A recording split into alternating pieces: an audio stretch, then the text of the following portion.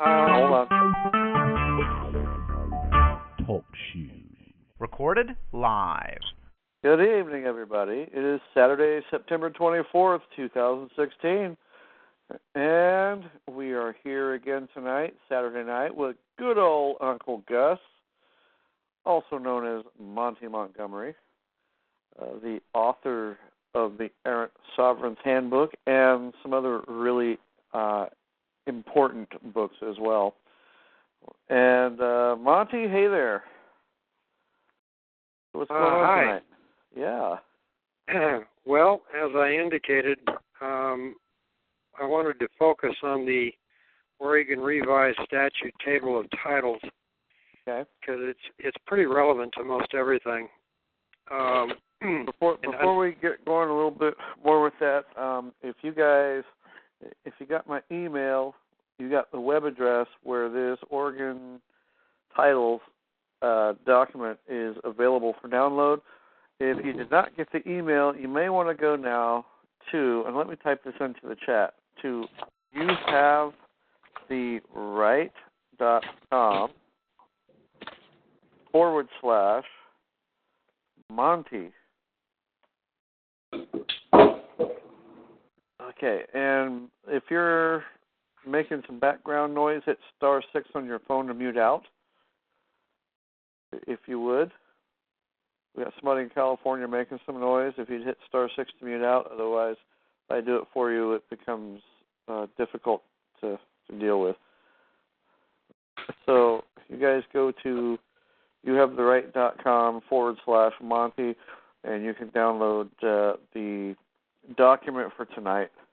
It's only a one-page thing, so it's not very big, so don't worry about it. All right, so Monty, go right ahead, please. Okay.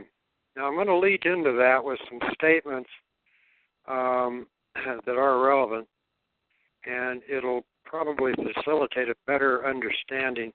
The value of this table is that it organizes everything on one page, so it's a real quick, handy reference. So I'm going to start out by saying that criminal law is not the same thing as penal codes or statutes. The term criminal is law of the land. Penal is the law of the sea,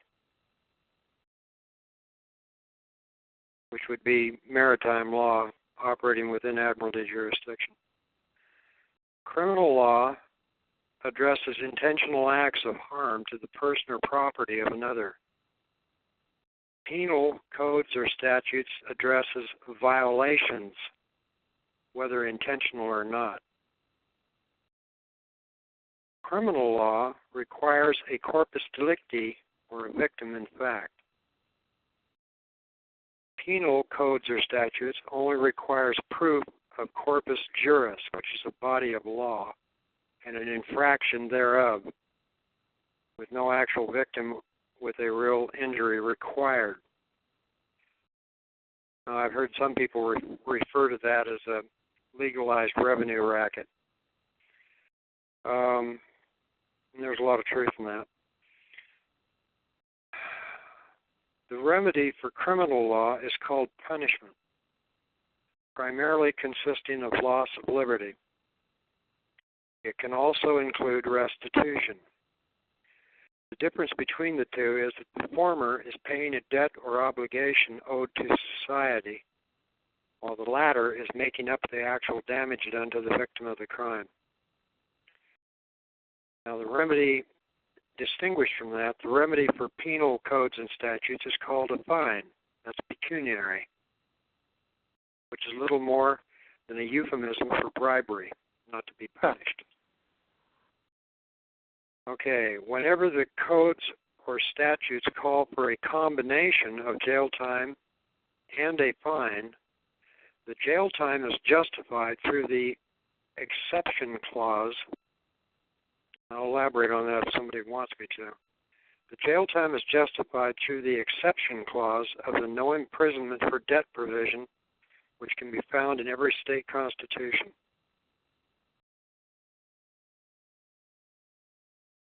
Okay, I assume everybody's got that. Okay, now we're going to start getting down to this table of titles. National and state governments all categorically classify by subject matter their statutes in the same way as Oregon. The published Oregon Table of Titles merely provides a quick and easy reference tool to use. As can readily be seen from this chart, at least 85% of the statutes are categorically classified as political code. They encompass the legislature itself, counties, taxes, motor vehicles, banks, insurance, and many more similar subjects. What makes this highly significant is the fact that the U.S. Supreme Court has ruled that the courts are not empowered to decide political issues or questions, which constructively means, in effect, they have no subject matter jurisdiction over any cases involving political codes.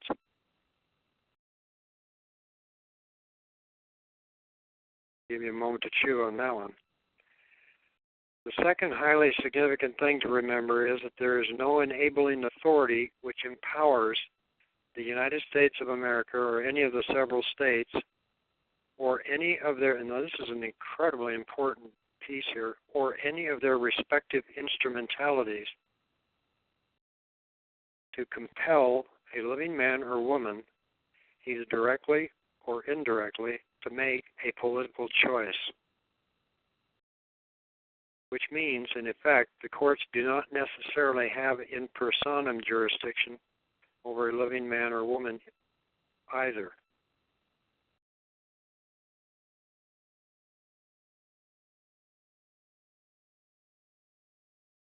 I'm going to pause there for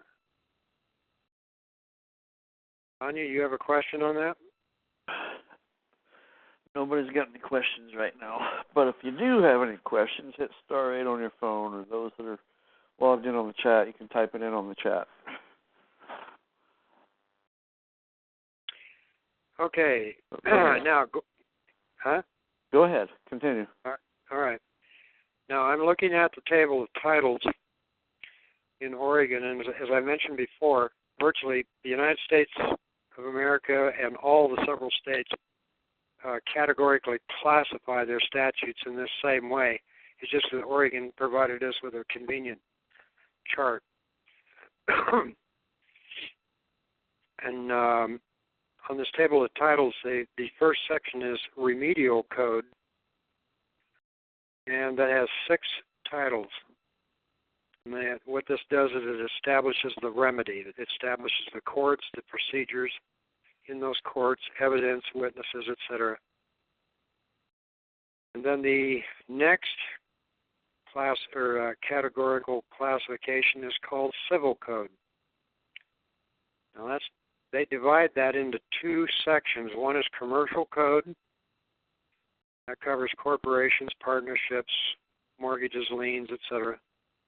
And then the civil code, which covers property rights and transaction, domestic relations, probate law.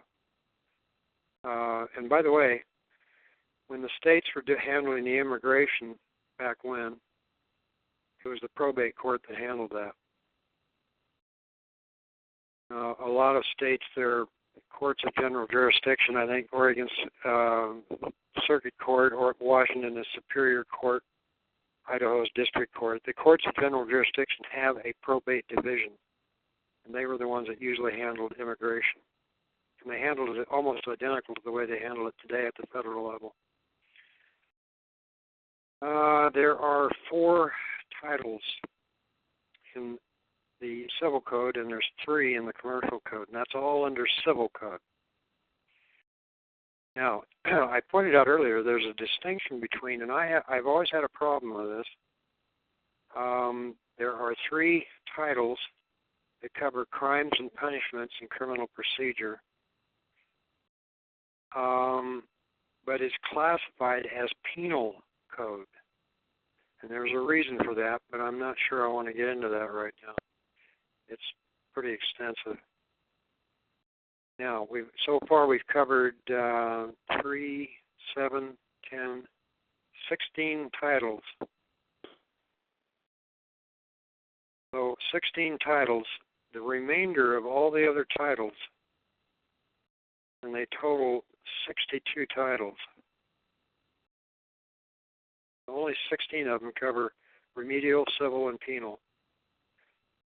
So all the rest of these titles, these codes, statutes, are categorically classified as political code. That covers the legislature itself, the executive branch, counties, county officers, cities, public officers and employees, covers elections. Now, Department of Revenue covers that, highways, motor vehicles, insurance, banking, I think I covered that, agriculture, trade, labor, food, utilities. So you begin to get the picture. That's all political code. What does that mean? What it means is that, as I mentioned before, the Supreme Court has said that the courts are not empowered to decide political issues or questions. So if you get a traffic citation, that's a political claim. That's a claim under a political code. There's no enabling authority that empowers the state or the United States to compel you to make a political choice. Now, the way they get around that is, as I mentioned last week, if they don't have the authority, the enabling authority through the Constitution, they have to get it directly from you. The way they get that is evidenced by your signature on an application for a driver's license or an application for a bank loan, or in other words, by your signature, you're agreeing to the terms and conditions of that contract or that code.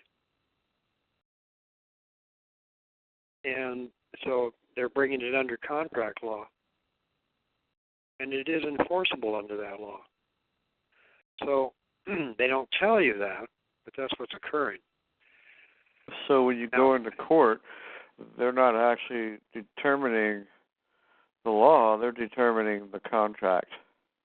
Well, the code, like the motor vehicle code, for example, those are the terms and conditions of the contract.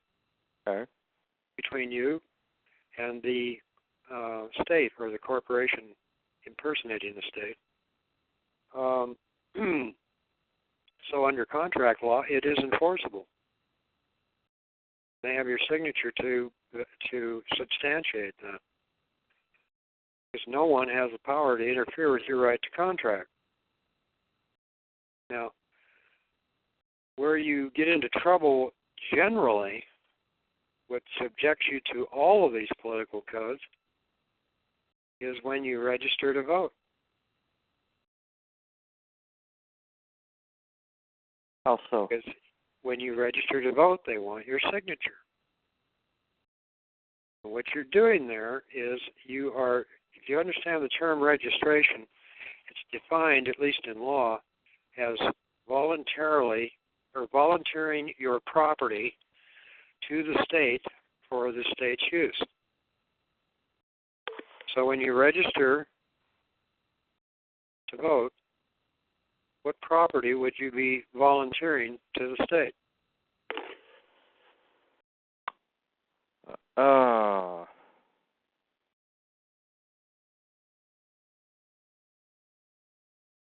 not sure. Your constitutionally secured rights. Your constitutionally secured rights, specifically the Bill of Rights, was set there to protect you against majority rule, which I affectionately call mob rule. Right. And which, at least in theory, is supposed to be expressed through the legislature. You begin to see the pattern, how that works now?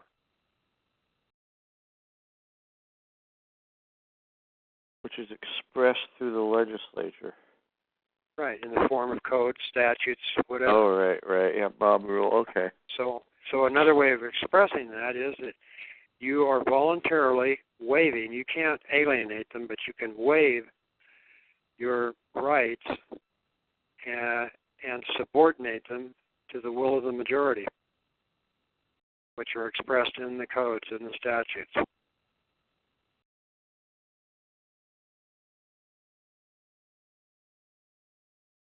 I've had a lot of people ask me over the years, well, how do you control the government? Well, first of all, I think everybody's, these days anyway, is very aware of all the voter fraud going on. And oh, yeah. As far as presidential, they eliminated that when they put in the Electoral College.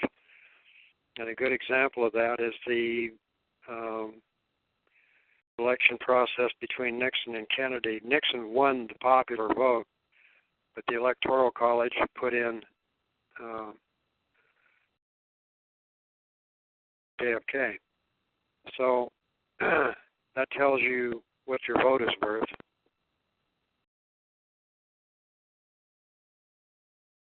And, with all the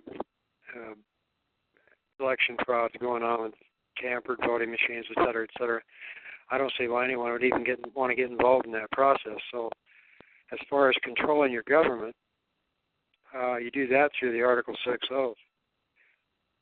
The Article which? The Article 6 oath. Oh, Article 6 oath. Okay. So if they didn't take the constitutional oath, then they don't represent you. If they didn't take the Article 6 oath, they're imposters. And if they did take it, their obligation is to, by that oath, is to support the public trust, which the Constitution is supposed to do. That is the public trust. And the public trust consists of keeping you and your neighbor and me and everybody else secure in their rights.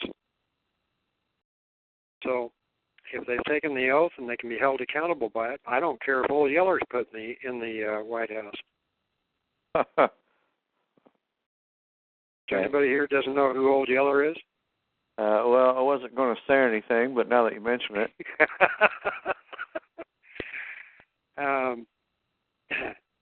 So that's how you control it. You don't have to do it through the ballot box, which doesn't mean anything anymore these days. Old Yeller? No, the voting. So if you want to control the government, Old Yeller? Through the ballot. Old Yeller? Yeah. You asked the question, does anybody not know who Old Yeller is? I'm just going to raise my hand and say, yeah, I don't know by that term. You never saw the old Walt Disney movie about Old Yeller? Apparently not. So okay. You're referring to a cartoon character? No, I'm referring to a real movie.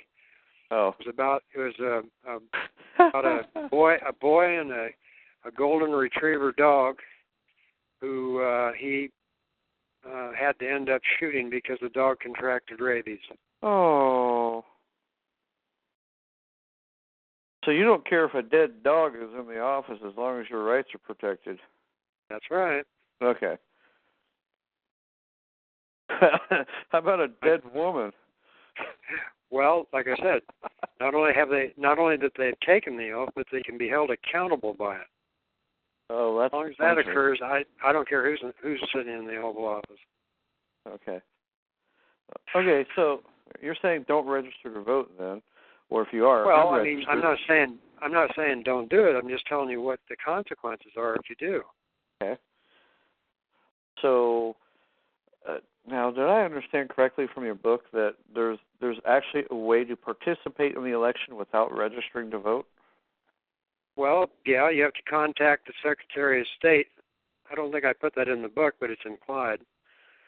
And tell them that you are not a registered voter, but you wish to cast a ballot. Those are not the same thing.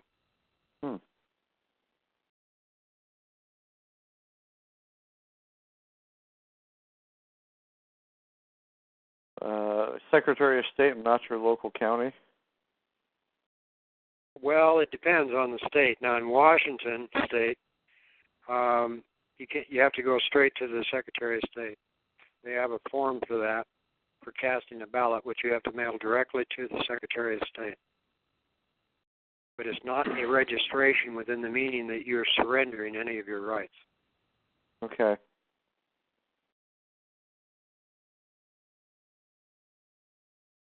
All right. So continuing on. Yeah. So a couple of things I wanted to cover, and it ties back to what we touched on briefly last week, and that's the signature. The signature only does two things. It either authenticates or it authorizes. It has no other purpose. So when you sign a sworn affidavit, it's authenticating the truth of what's in that affidavit. If you sign say an application for a driver's license or whatever, it is authorizing them to enforce the motor vehicle code on you because they don't have the authority through the Constitution. You have the right to travel. You don't need a license for that. Insofar as using the highways for commercial purposes, you have the authority to issue your own license for that if you want. I did. Don't. Let's not go there. We'll get all kinds of people in trouble doing that. Well, yeah, you can do that, but you better be prepared to defend it. And the way you do that, in the most practical sense, is you always ask, what is your enabling authority?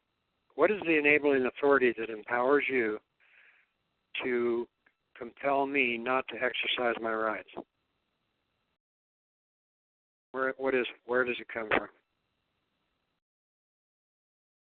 Because if you can't provide it, then you're an imposter, and that is a crime.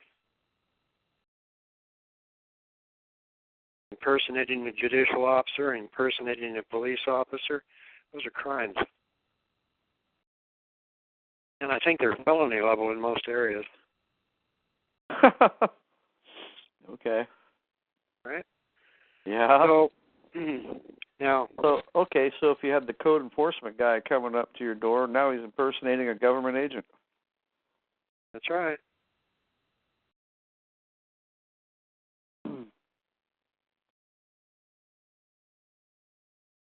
All right, continuing on.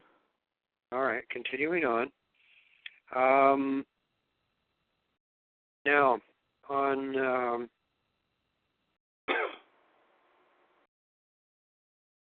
the only criminal definition, and by the way, I'm going to go back to that just briefly. Okay. On the, for example, the Oregon Department of Revenue, the California Franchise Tax Board, I like the California one because it's inherent right in the title, and that's franchise. Right.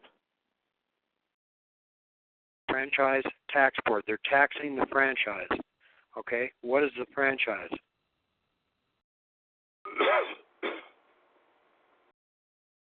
What is the franchise they're taxing?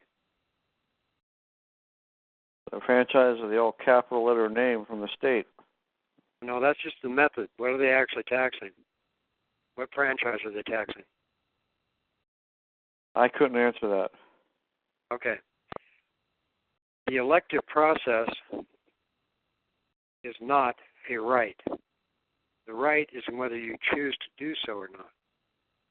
Okay. The elective franchise is just that. It is a franchise, and they call it that.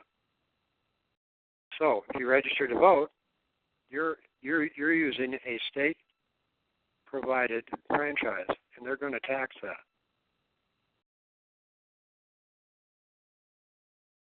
They do that in very, very many different ways through their political codes and statutes.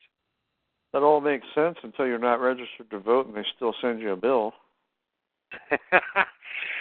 No, because what you're really doing then is you're putting yourself in a position to challenge them in a way that they can understand and recognize.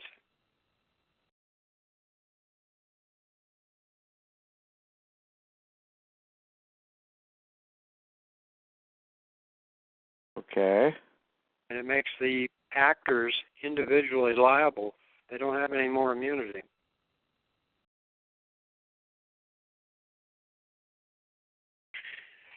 So they'll send you a bill anyway, and then you come back and tell them, well, where's your... Well, okay, I'll give you an example of that with the IRS because they seem to be the biggest bugaboo around, and they're emulated a lot at the state level.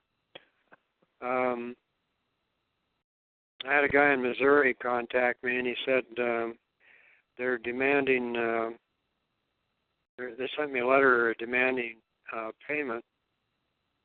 And I said, okay, have you read the handbook? Yeah. I said, well, then do what it says. And he said, well, help me with it. And I said, just send them a letter back and say they can never accuse you of willful failure to file. You just say, your letter indicates that I apparently owe some money to the government of the United States of America. If you'll kindly send me a verified true bill, which means somebody's got to go under penalty of perjury, a verified true bill of the amount, and an itemized statement or list of the goods and services received by me by my request to justify that bill, I'll happily pay it in full without hesitation. Now, under the UCC, that if they don't do that, you're fully discharged.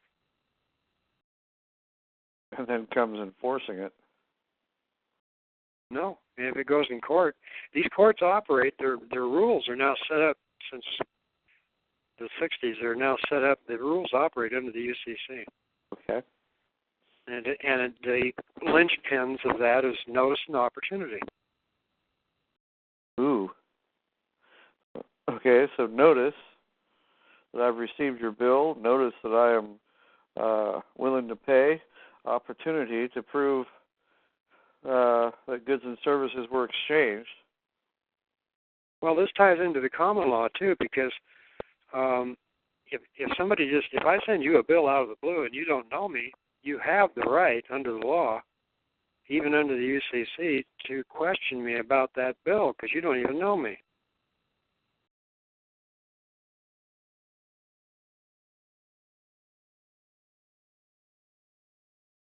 So the court's going to look at that and say, well, that's a reasonable demand. Are you going to certify that this is what he owes? And it goes uncertified, which means that if it's not certified, it's not. If it's not certified, it's not admissible as evidence. Ooh.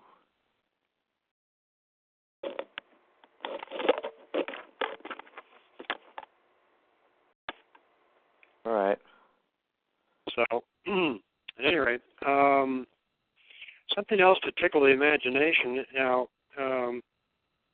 some of the other states, I think Indiana has this too, not precisely in this same language, but it's there. And I think Missouri does as well. Under the Oregon Constitution, Article 11, Section 1, what it says is, the Legislative Assembly shall not have the power to establish or incorporate any bank or banking company or moneyed institution whatever. What's really interesting is the second clause. Nor shall any bank company or institution exist in the state with the privilege of making, issuing, or putting in circulation any bill, check, certificate, promissory note, or other paper, or the paper of any bank company or person to circulate as money. They're doing it every day with Federal Reserve. Not just that, but other things too. Okay, so if I had ever wanted to spend some time causing a severe problem for the state of Oregon, I could have used that. I could have probably shut down every bank in the state. Well, but you know, what's wrong with that? Yeah, well, I'm getting too old for that now. Somebody else wants to take it on, go let them. But that's the authority. And that's still the law. That's still in the Constitution. They haven't changed it.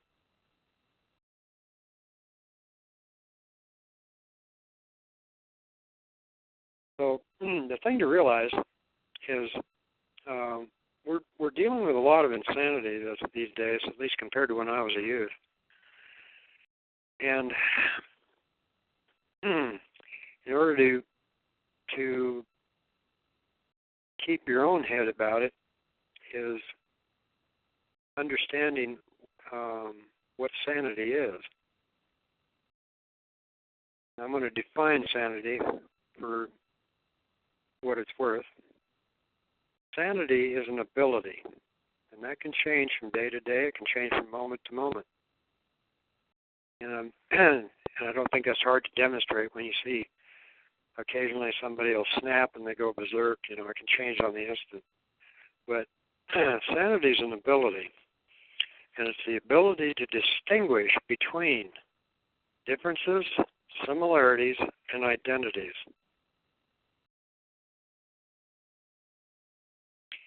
So whenever you are confronted with some of this insanity, political insanity today, you have to look at it from the perspective of what am I actually looking at here? What is this similar to? What is this different from? What is this identical to? Does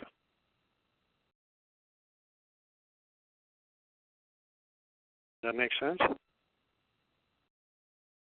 So that's the definition of sanity then. Right. Being able to differentiate. Insanity is the inability to differentiate. Well, that goes in degrees. As I said, it's an ability. Sure. Right. It's like the ability to ice skate in the Olympics. You might do great one day and you're feeling a little under the weather the next day, so your ability drops. So it's going to change from day to day. But it's important to realize that. In other words, to be aware of it.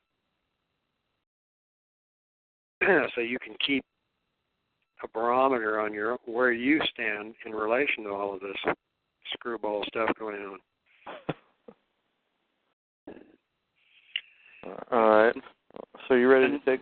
Go ahead. Well, one more thing, and this ties in again to something I mentioned last week, and you just brought it up again on the all caps name. Uh-huh. Last week I mentioned that they create a title for the baby's body, and then they fraudulently convey it. Right. Okay, I'm going to give a little quick story here. Some friends of mine who liked living off the grid, and he was a former Marine. They had eight sons and daughters, and they wanted more than that, but she couldn't handle it. He delivered all of his own babies. Wow. Now, he wasn't trained as a medic, but he said anybody that can read can learn. So he did. So he delivered all of his own babies with the exception of one. Uh-oh. There was some kind of a complication, so they had to take her to the hospital. And when they were getting ready to check out, they wanted a name. And he said, we haven't named this baby girl yet. She'll be named at her christening. So you know what they put on the form to satisfy the state? They put in all caps, Baby Doe. Okay. That suggests anything?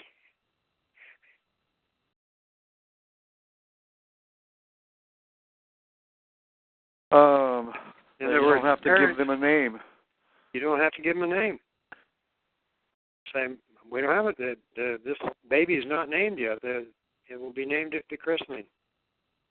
So they put in Baby Doe in all caps. Which will pretty much end that account. It won't be used anymore.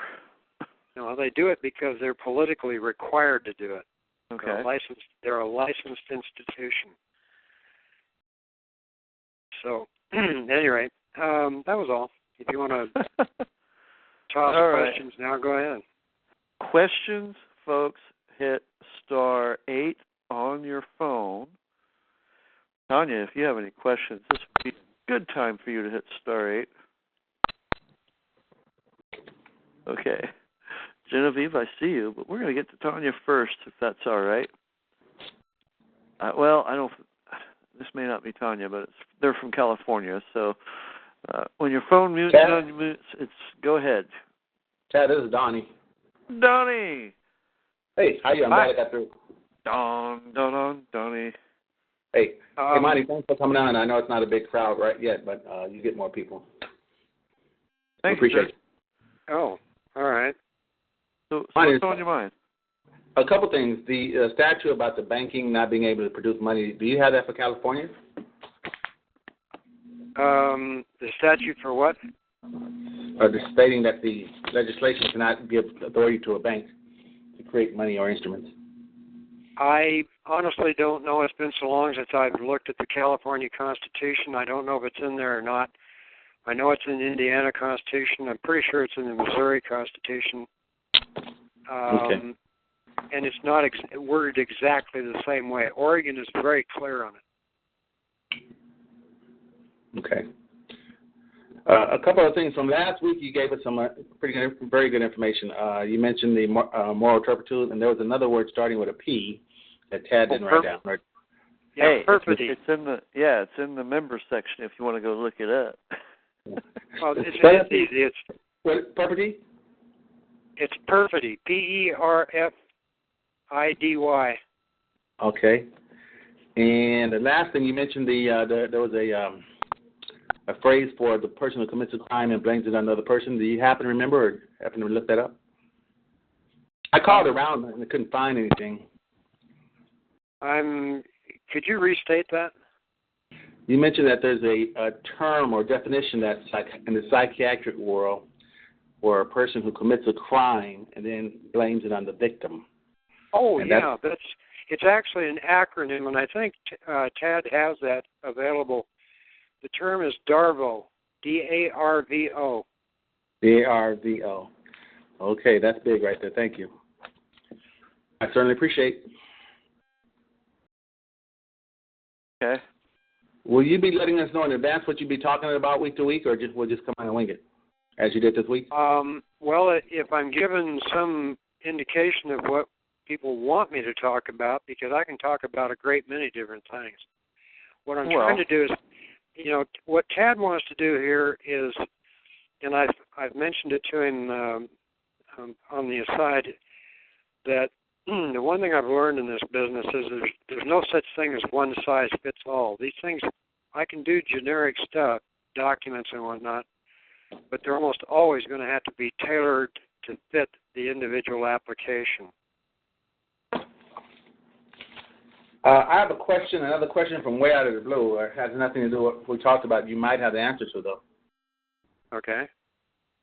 I was listening to a YouTuber, a call like this one time, and the gentleman on the other side said, if the person brings a claim to the court and they're off $1, that they can go to jail. Are you aware of something of that nature?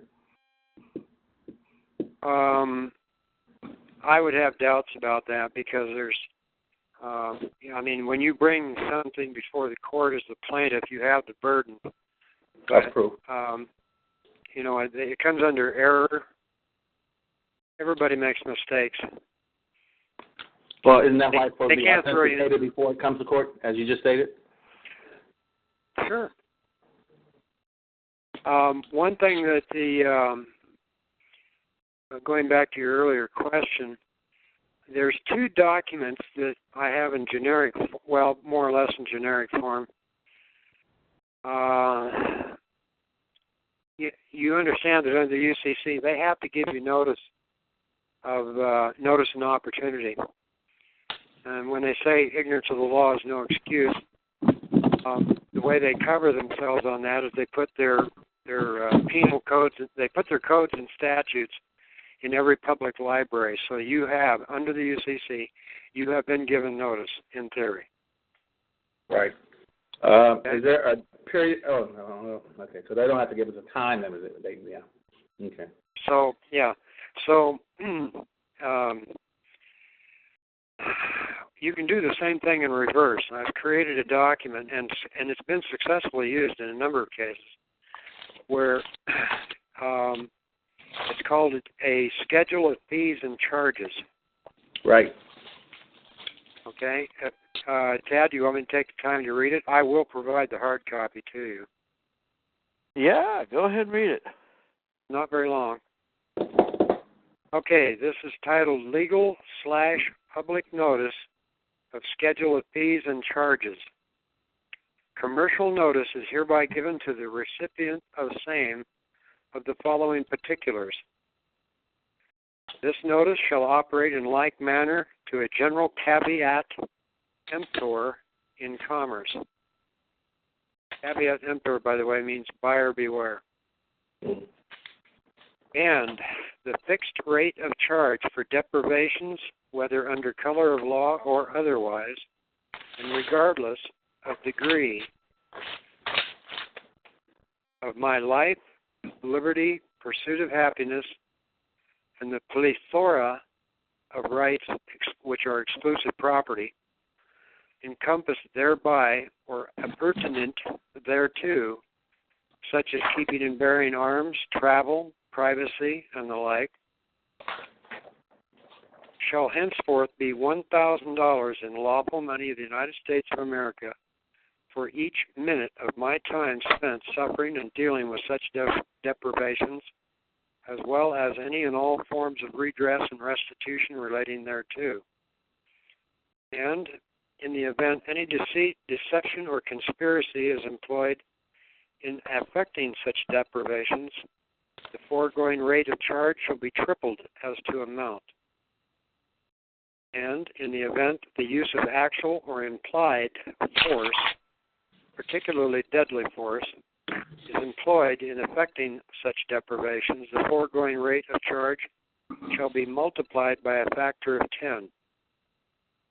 And this notice shall extend to both agent and principal, employer and employee, jointly and severally, acting under color of law or otherwise, and shall inure to the benefit of my heirs, assigns, and executors of the state. This notice shall likewise extend to anyone acting in the capacity of a facilitator or accomplice, whether before or after the fact. Given under my hand without prejudice, this whatever day and month, witnessed my hand and signature. And the way I generally qualify most of my signature, most of my documents, you always want to qualify your signature. The one I use the most is non-assumpsit. That's a hyphenated word. Non-assumpsit per idem sonans persona ficta. That's not right. What that means, translated out of the Latin, is I assume no responsibility or liability for any fictitious entity having a name that sounds the same as mine when spoken.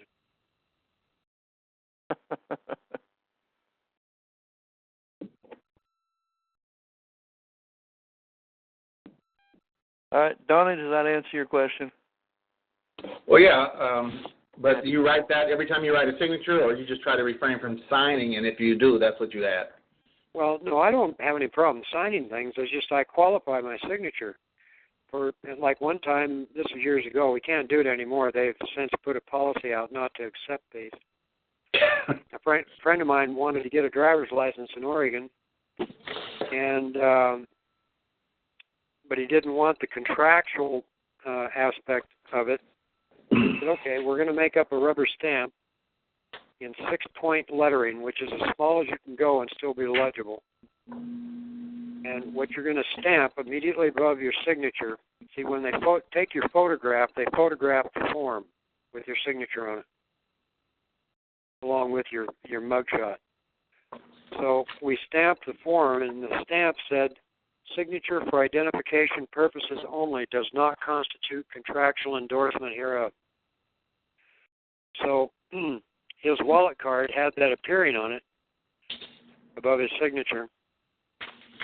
And when he got some kind of a traffic citation, he showed that to the judge. The judge had to dismiss because they had no jurisdiction. They had no contractual nexus with the state. Would that work also with a CDL? Well, I'm not sure it'll work on anything now because they got wise to what we were doing. Okay. Because now they won't let you stamp anything on the form. They just want your signature, period. Donnie, what is all that noise you're making? Sorry about that. Is that me? I'll knock it off. Just moving around. Restless tonight. Now, there's one other document that goes with that schedule of fees and charges. Okay. And what makes that work, what's good for the goose is good for the gander. Whenever they change their rates, like for county fees and that sort of thing, they have to give you notice, public notice of those changes in your, and same thing with insurance companies, they have to give you notice. Here's what I'm going to charge. Okay? So that's the underlying basis for that. Now, the other document that goes with this is primarily used in a defensive posture. You can use it on almost anything where they're trying to extract money from you.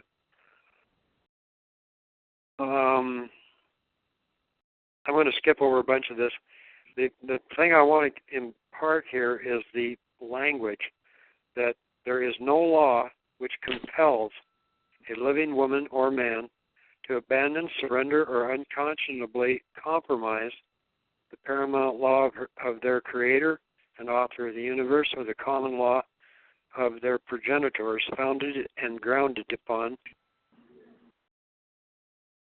or thereupon, or the organic supreme law of the land established by his or her forebears. There is no law which compels a living woman or man to surrender or otherwise subordinate his or her constitutionally secured natural rights or the exercise thereof to mere public policy statutes. Now, what do? You notice those? You publish them in the paper? How do you enforce it? What I recommend is you don't need to do the affidavit because it's 4 pages. Right. What I do recommend to people is to avoid problems with, because sometimes they have problems with the county recorders. So the one thing they cannot get around is I say, the schedule of fees and charges is a 1-page document, and I said you publish it in the newspaper of record in that area, in that county, and every county has one. And whatever the state statutes require, if it's 3 consecutive weeks or whatever, then you follow that. But you publish it as a legal notice in a newspaper of record of that area, and then you will get an affidavit of publication from the newspaper. Then you send a copy of the schedule of fees, notice of the schedule of fees and charges, and the affidavit of publication to anybody. You can send it to a traffic cop, you can send it to the governor, you can send it to the Chief Justice of the Supreme Court, whoever you want. Because now it's a matter of public record, and when you send them a copy of it, of that public record, now they have personal knowledge of it. That's how you do it. And every person that I've had do this, they've never been troubled by anyone since. Wow. All right. Because that makes the individual actor personally liable. They have no immunity. They can't hide behind that. All right, Donnie, I'm going to mute you out because you're making a ton of noise. I'm not moving now, Ted. All right. I appreciate that. Thank you very much. That was very informative. Right. Thanks, now, Tad, I'm going to forward these 2 documents to you. Post them in the member section of the website, so if you guys want to check it out. Yes, go ahead and join youhavetheright.com for $27 a month. It's not going to kill you. Oh, and I might mention the affidavit, 4-page affidavit. That one is not quite generic in the sense that I wrote this for a woman, so the gender pronouns are set up for that. And they have to be changed to a man if a man's going to do it, whatever. All right. Okay. So, we got somebody in Oregon, I think I know who, who has been patiently waiting. Okay. And I say that because he's probably got a lot to say. So, I think this is Genevieve. Go ahead. Hello? Genevieve. Hello. Yeah. Hi, Kat. You got to unmute your phone. Didn't Hi. I do it? Can you hear me? I unmuted your line, but you got to unmute your phone. Yes, I can hear you. Go ahead. Oh, you. Okay. Hi. Hello, Monty. Hi. I've That's been Uncle working Gus to you. feverishly all week coming up with questions for you. In between canning copious amounts of spaghetti sauce. Hey, I make what a I'm pretty doing. mean sauce myself. Did you? I'm cooking down tomato sauce right now. Oh, you are? Uh-huh. Yum. I'm kind of full of tomato sauce and other stuff, I suppose. Yeah.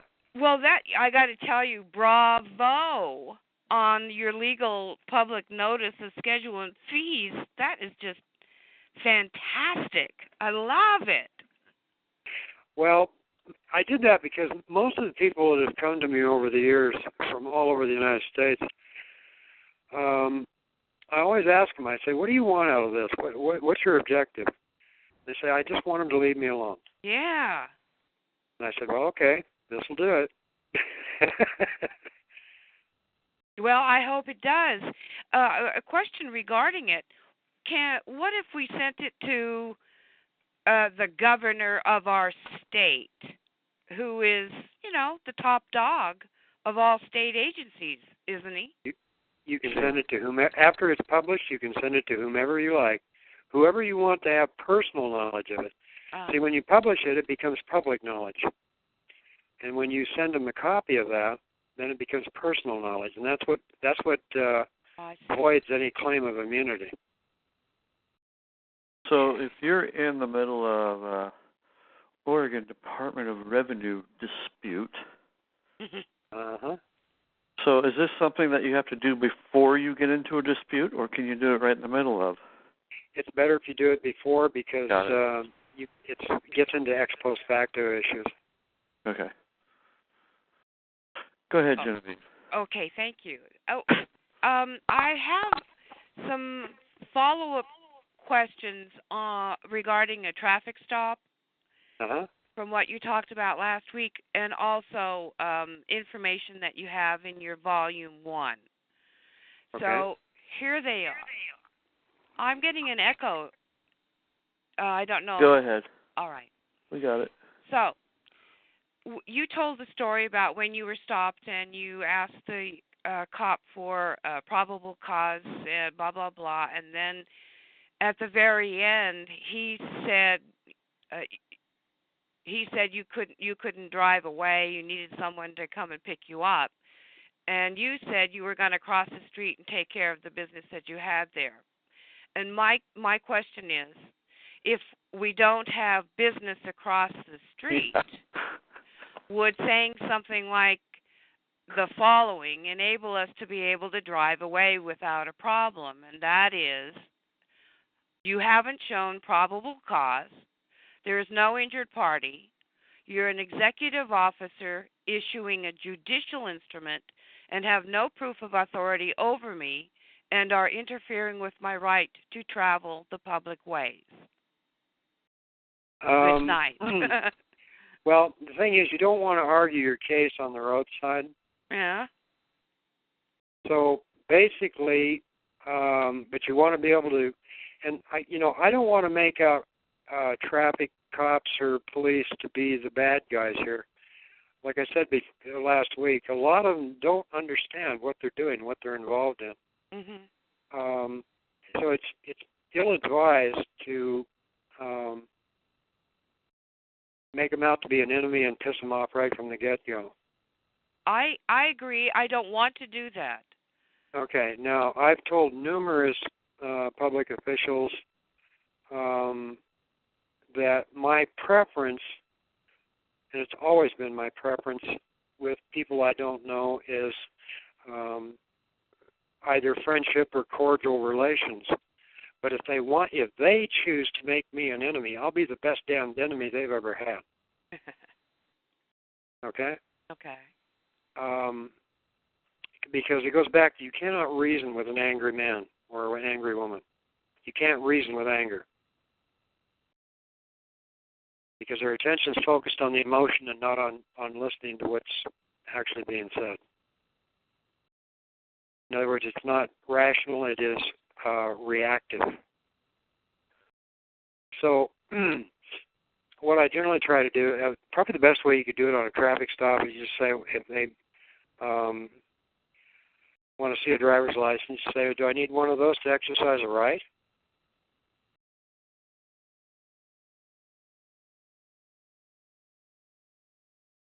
Well, I mean, how many rights do you have?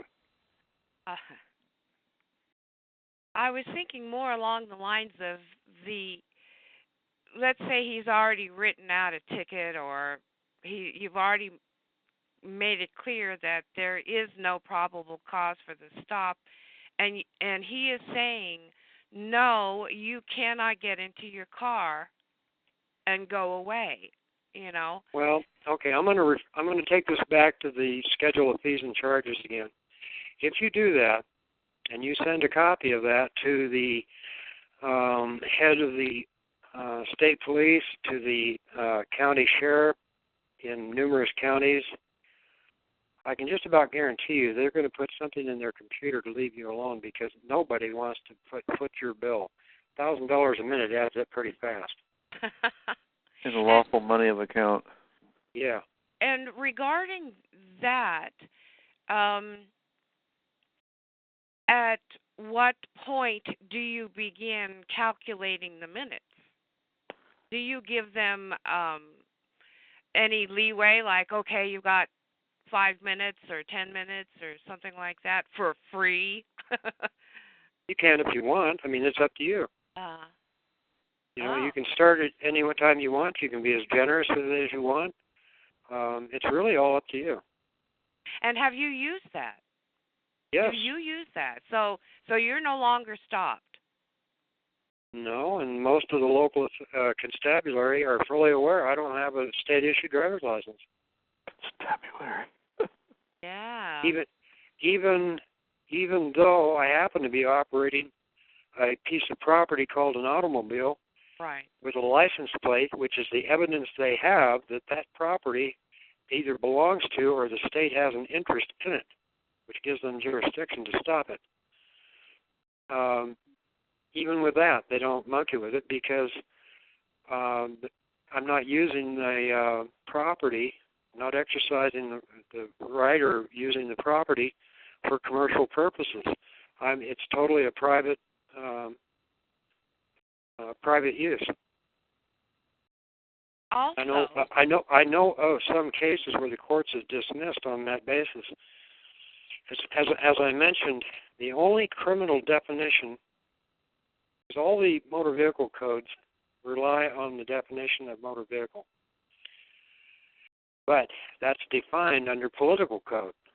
The only criminal definition that I'm aware of anywhere in the country is U.S. Code Title 18, Chapter 2, Section 31, under definitions. Remember, this is a criminal definition. And subsection, I'm going to get into all the subsections. They define motor vehicle. And remember, it's a criminal definition. The term motor vehicle means every description of carriage or other contrivance propelled or drawn by mechanical power and used for commercial purposes on the highways in the transportation of passengers and property or cargo. And a little bit further down, they define what they mean by used for commercial purposes.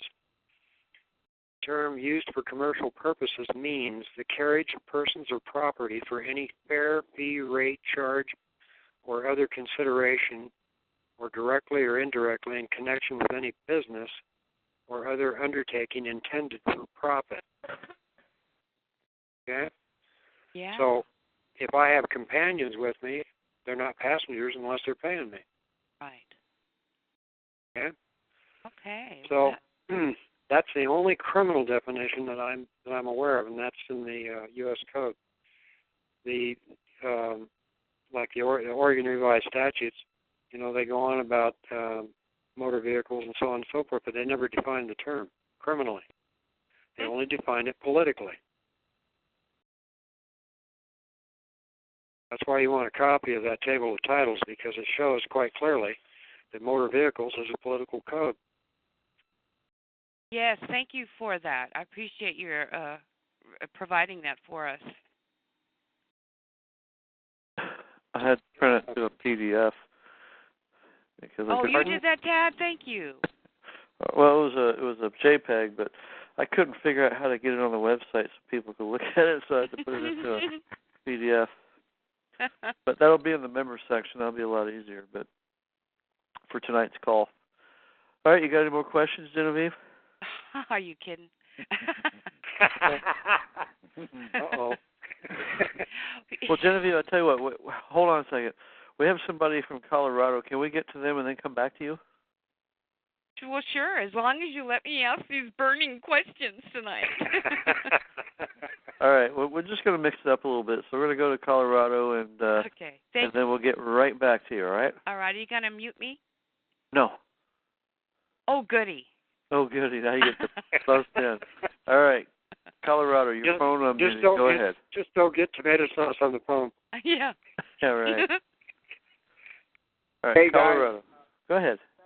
Thanks. Tad, I listen to a bunch of these shows. I think you've got the best ones on here. Well, thank you. And Monty, you really already answered, but just to verify, when you want to make your notices public, if the county clerk and recorder, I put some stuff in, that was years ago. I don't know how they are, whether they're still friendly or not. That or publishing in the newspaper equally valuable?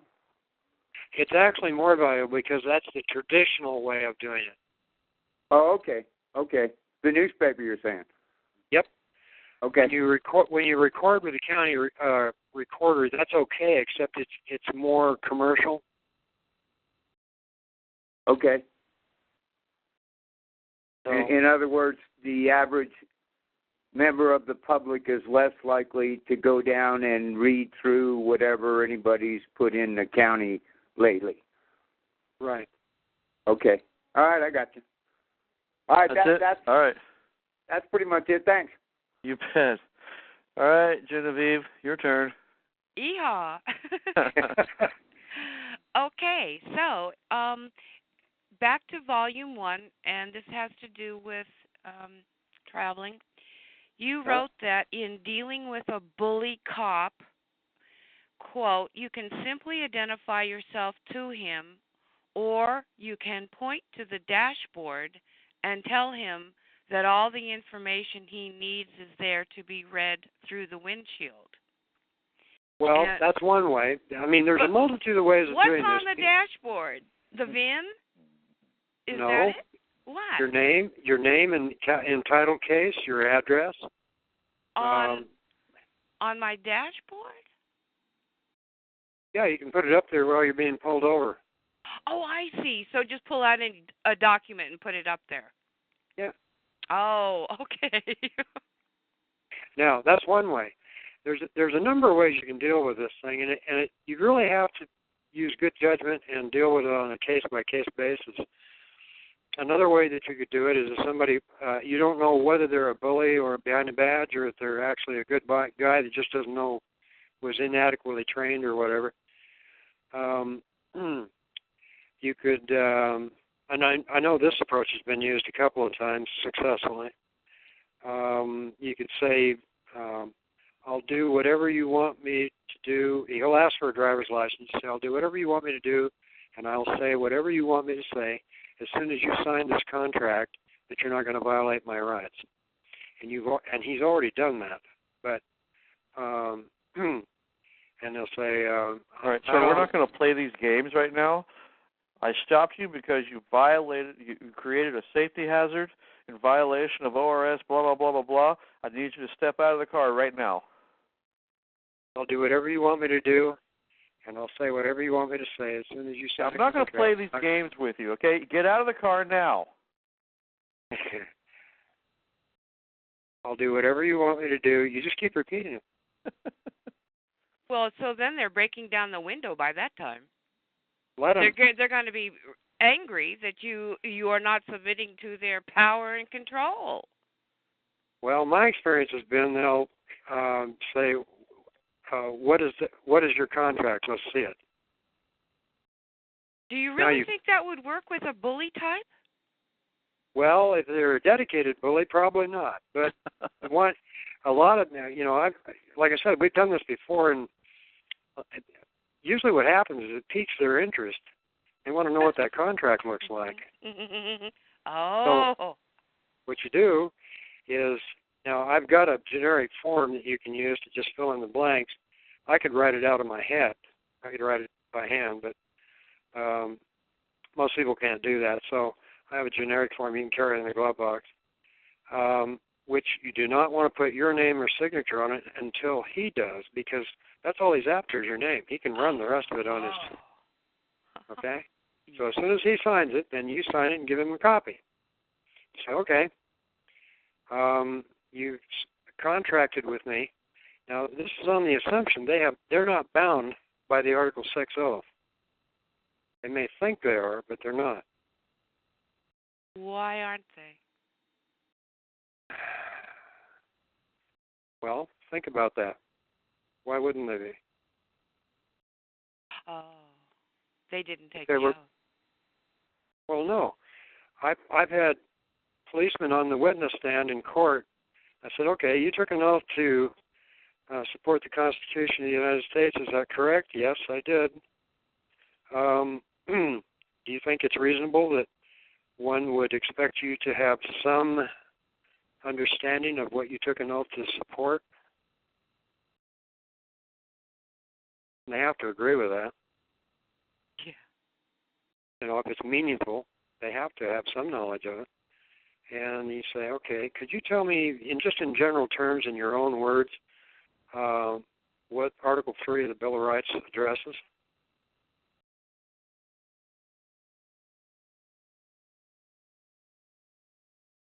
And it starts breaking down right there. Because he doesn't know what it is. He can't recite it from memory. Boy. Well, hell, I know a lot of patriots that don't know what Article 3 addresses. Yeah, that's... I get those numbers all confused. Well, it follows a natural progression of importance, relative importances. Article 2, of course, is the right to keep and bear arms. I know that one. Article 3 is no quartering of troops in times of peace. Well, that's a good one because nobody thinks about that one. We've never had to deal with that. Or in times of war, except on the as spelled out by the legislature. So, that's how you trap them on that. Wait a minute, Article 3 or Amendment 3? No, if you look at it, you have the Bill of Rights is a standalone document. It has a preamble, just like the Constitution. That makes it unique from any other amendment. It has 10 articles, just like the Constitution. So you have one amendment with 10 articles, and they are all declaratory and restrictive clauses. No other subsequent amendment has that character. Government does not have the authority to screw around with those first 10 whatsoever. Well, I know that in your book you wrote, happens to be one of my questions, not driving related. You said that the Bill of Rights has its own preamble, which by its own language exempts those 10 articles from the amendment provision of the Constitution. And I've read it and reread it, and boy, I can't seem to interpret it as you have. I can't see the words the way you do. Okay. Where is the What is language? declaratory? Well, let me put it this way.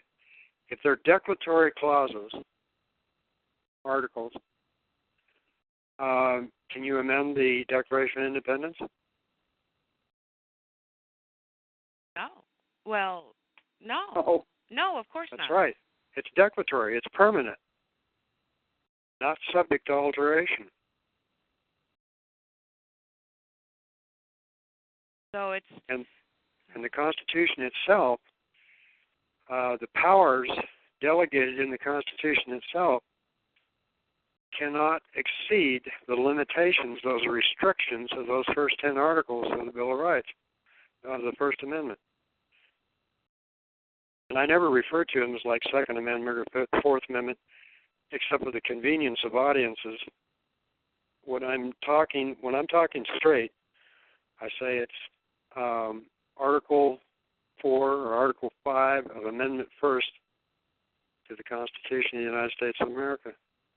well, that makes so much sense to me. Everybody else keeps referring to them as amendments to the Constitution, and That's because they want to.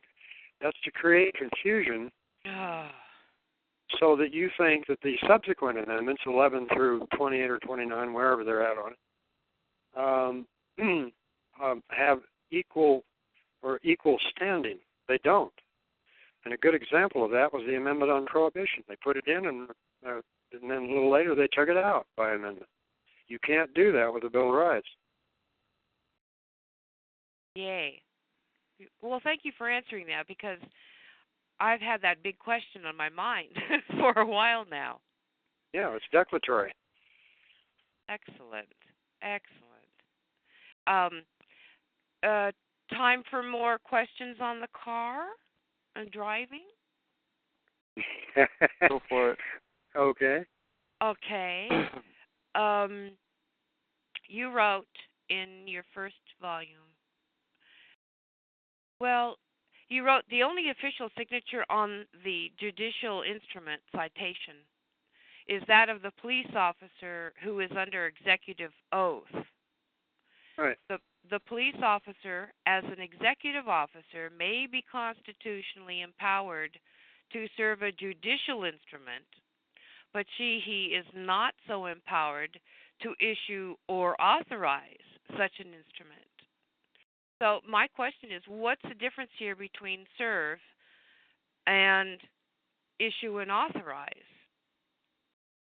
I'm not getting the distinction there.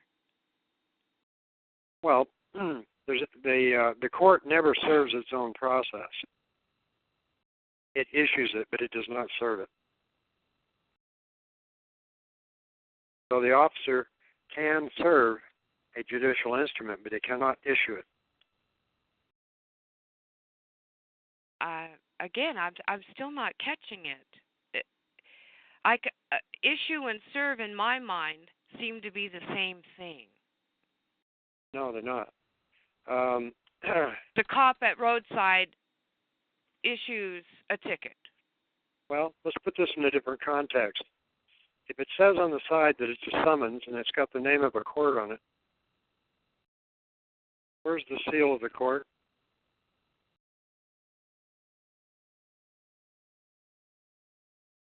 Not on it, is it? No. Judicial instrument is not valid unless it has a seal on it, and the clerk has the custody of the seal. The reason the clerk has custody of the seal is because in most judgments issuing out of a court, the judge signs the judgment, and the clerk puts the seal on it as his notary, witnessing his signature.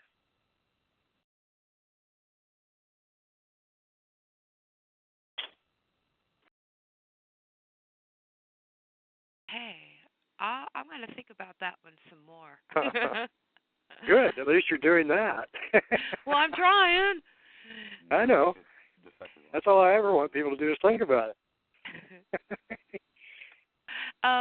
More questions. You recommended, again in your Volume 1, that after receiving a traffic citation that we write the judge who will be presiding over the court that appears on the face of the citation. Mm-hmm. Do you still recommend the specific letter that you have in Volume 1? Again, you're going to have to use your good judgment. I think now, in light of changes that have occurred since you have to remember, I wrote these books quite a while ago. 20 years ago. Yeah, and changes have occurred. Okay. That could be viewed as what they call an extrajudicial communication, which they really frown on.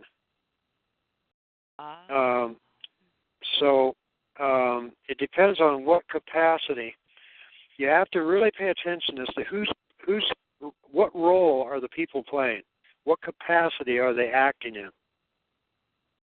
Okay? Yes, you made that very clear last week, of the distinction between the police officer being an executive officer rather than a judicial officer. Well, that was there's another capacity. You know, he might have other capacities too. I'm going to assume it's a he.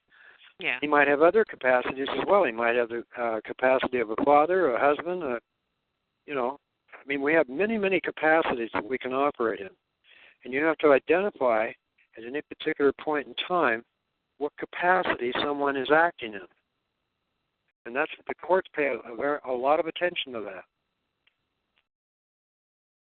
Because when it comes to assigning liability, it has to do with what capacity were they acting in. A good example of that, a very good example of that, and I did this just to prove a point. I filed a tort claim action against a county here, maybe one of the, I think it was the undersheriff.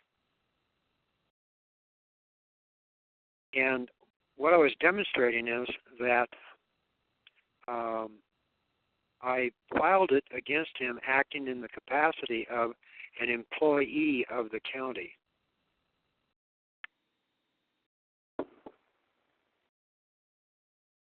Not as a constitutional officer. Okay. And that's justified because, you come back to the question, who's paying him? He's an employee. So I filed it, but I put the basis for my tort claim, I put as an error in judgment on his part with regard to my constitutionally secured rights. And they did not approve. It's like an insurance claim, the way it operates. They did not approve the tort claim because, and they spelled it out, and that's what I wanted to demonstrate to people, that statutorily he did nothing wrong. Oh. So the thing to realize about the Tort Claim Act is it's only for violations of the statutes. There's a different remedy involved if there's constitutional claims involved. Tort claim is not the appropriate vehicle.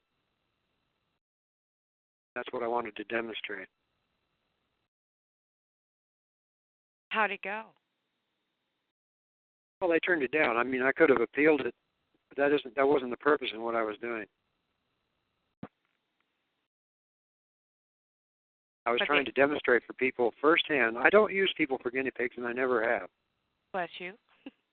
So I was demonstrating for people the proof that you can't put constitutional claims into a tort claim. It's not designed for that. You went into it knowing that you were going to lose. Huh? You went into it knowing that you were going to lose. Yeah.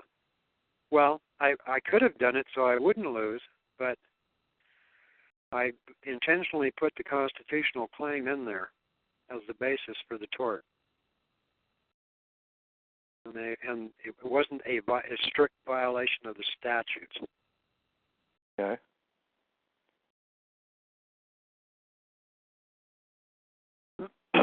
All right. Genevieve, any more questions? Yeah, Just a few more.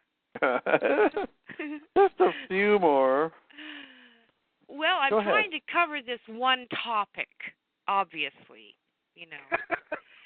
But if, okay, well, here we go. Then you also say that, back to the same letter, you also say that whether acting in a judicial capacity or a ministerial capacity, the lawful course for the judge to take is to dismiss the citation.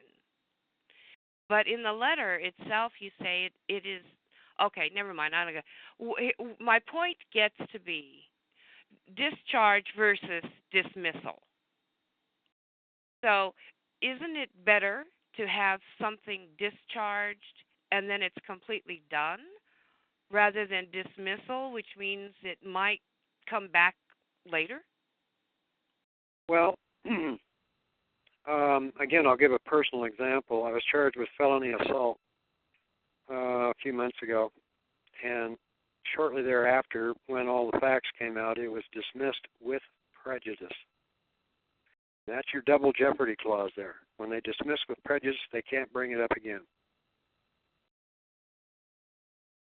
I understand.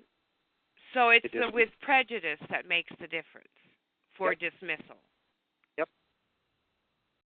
So would that be comparable to discharge? To having something, a notice, something case discharge? You're using essentially a bankruptcy term on discharge. Oh. And discharge does not extinguish the debt. It merely excuses the obligation to pay it. In other words, well, in the financial sense, since there's no way that we can pay anything, things would be discharged, wouldn't they? Right. The obligation to pay it is discharged, but the debt is still there, factually. It works the same way in law because the courts are all operating in commerce now under the UCC. That brings up another point.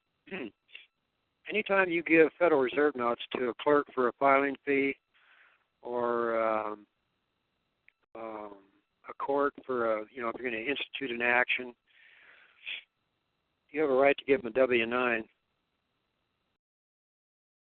Which does what? They have to give you their EIN number. Which does what for us? That's proof positive that they're not government, they're a corporation. Oh. Governments are exempt from the EIN requirement. And I happen to know, I don't have it on me anymore, I would send it to Tad. I used to have the master list for the entire state of Oregon. Oregon State Police has their own EIN. All the courts operate under one EIN. They all use the same number. The governor's office has an EIN. The list is long. And you are justified in handing them a W-9 if you pay them money because you have to report it. Now, we've encountered a lot of resistance from the county clerks on that and the court clerks. But one way you can get around that is just go to a bail bondsman and say, what's the EIN number for this court? Oh. Because that bail bondsman is going to have to report money given to the court. You can also go to LexisNexis and look it up, I think, or there's some place where you can look it up. I forget. No. They've made it much, much, much more difficult to locate that EIN number. There used to be, when you went down to Willamette Law School, they had a book in there, same thing in the Los Angeles court, California. They had a book in there called the Index of, what's it called? It listed off virtually every single, it was an IRS publication, every single corporate or foundation entity and what their EIN number was. But they've got it online now only. They don't have the books anymore. And there's certain things you have to know or you can't find it on their search engine. So And of course, what you're asking for is what you need to know to get into their search engine. Yeah, right. Okay. So the best way is just go to someone who routinely would have a reason when they post bails there. I mean, we're talking thousands of dollars. Very obviously, the court's going to have to give them the EIN number so they can report what they gave the court. So you can probably get a bail bond. Go ask to Wall do that. Street. Well, sometimes that works and sometimes it doesn't. You can get their Dun and Bradstreet number, but you don't always get the EIN number. But it's all proof positive that they're engaged in commerce. They are not the government. This is the hardest thing for people to understand. I know. It is. That what they're dealing with is a corporation pretending to be government. Even well, a lot it's of their shocking. It's even shocking a lot of that their we've been so fooled. Well, even a lot, and this is why I tell people don't hammer on the cops because a lot of them don't know. They don't know they're working for a corporation. Yeah. Okay? You know how the state police, I don't remember if it's Oregon or Washington State now, but one of the two. The state police, their origin is Pinkertons. Really? Yeah, they were hired to protect the governor and his family. Wow. And it evolved into the state police. Would that be true of other states as well? Most likely. Uh-huh. Ah. Okay, well, I got just a couple more quick questions, huh, Tad? Huh? Okay, we got a stopwatch on you. I think Tad does. Yeah. No, I don't. Actually, TalkShoe does. Uh-oh. Go ahead. All right.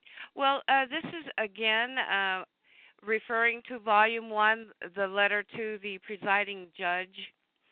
And right. You are, instead of reading this, in the event the said summons is in fact a commercial presentment, you are hereby commanded to produce or cause to be produced the valid binding and subsisting instrument bearing my signature, which authorizes this collection activity. And then here's where my real question begins, including positive identification of all real parties in interest to said instrument, as well as the holders in due course thereto. And right. what I don't understand who the real parties in interest might be in this case, or Try the Rothschilds. Do you think they're going to go into a traffic court and sit on the witness stand? Oh, okay. Are you really seriously? I'm serious. Those are the real parties in interest and the holders in due course? Well, who do you think the holders in due course on the Federal Reserve note instruments are? Okay. That's what they're trafficking in. Oh, boy. It's a revenue racket. It is literally a revenue racket. If you want to take the time to pursue it, you could probably file a RICO action against the Department of Motor Vehicles or the state or whomever. Oh, if I were knowledgeable enough, and younger, I would love to do that. I think that would be very interesting. Knowing what I know now, I wouldn't. Oh, well, I'd rather be mining. Mining? Is that what you do in your spare time? I used to. I don't anymore. I don't have any time for it. Oh. Or any back. Your back's broken. Okay.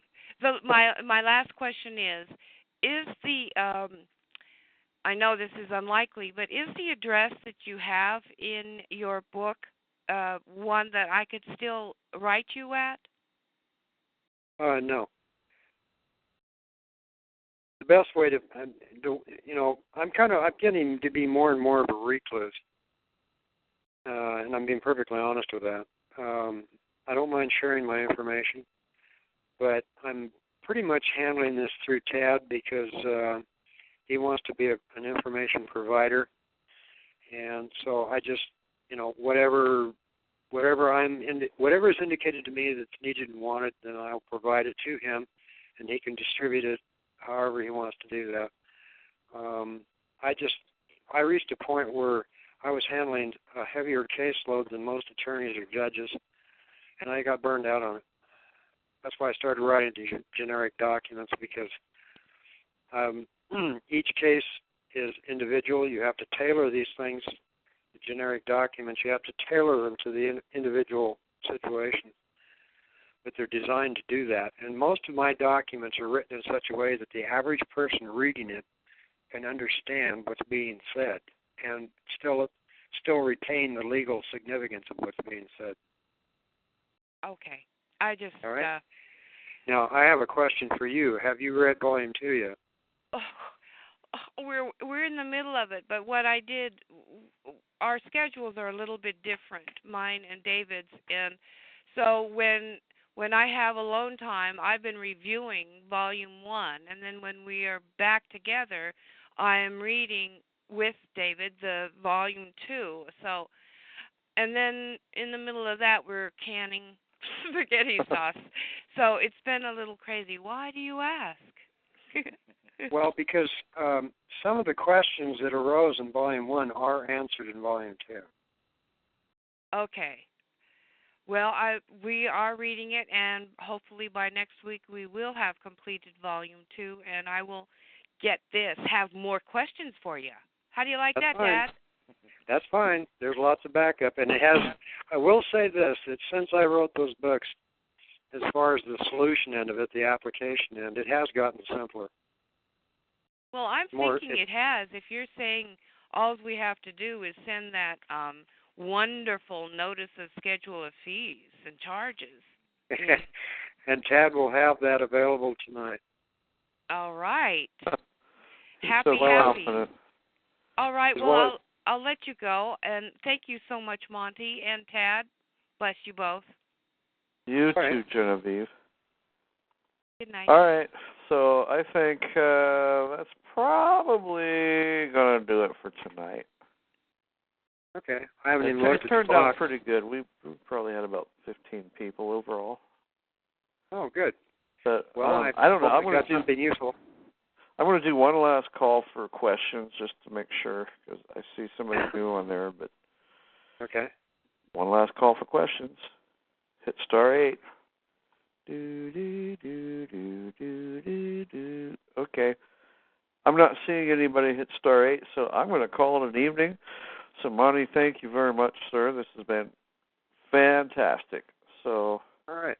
We will. Somebody got something useful out of it. For real. You betcha.